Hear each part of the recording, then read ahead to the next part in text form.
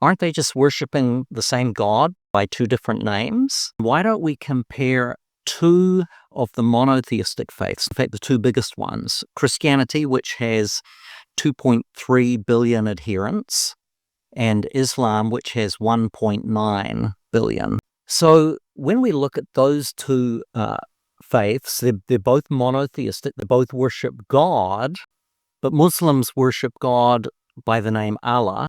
Christians worship the God of the Old Testament, Yahweh. Aren't they just worshiping the same God by two different names? Well, it might seem so, but let's dig a little bit deeper. Let's talk about who this God is, because in Islam, this God does not have a son. In fact, to Muslims, that notion would be blasphemous. Whereas in Christianity, God does have a son. He is the father of the Lord Jesus Christ. In Islam, Jesus is a significant prophet, but at the end of the day, he is just a man. But in Christianity, Jesus has the stuff of deity. He is God in human form. All right, what about Jesus' death? Well, in Islam, which is based on the Quran, which was written 600 years after the events of Jesus' life, so not written by eyewitnesses. But in Islam, Jesus didn't die, and he certainly didn't die on a cross. No, some substitute took his place on the cross, and God rescued him from death and miraculously translated him to heaven.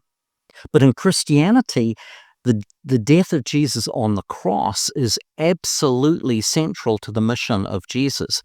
He came to die on the cross, not to have his place taken by a substitute, but to be our substitute for our sin, the payment for our sin that we should have paid, but he paid it for us. So you see that there are some pretty significant differences there. And of course, Jesus died on the cross. He literally bodily rose from the dead, according to the eyewitnesses. He appeared to many of them over the next 40 days. And then he was taken up to be with the Father in his resurrected, glorified body.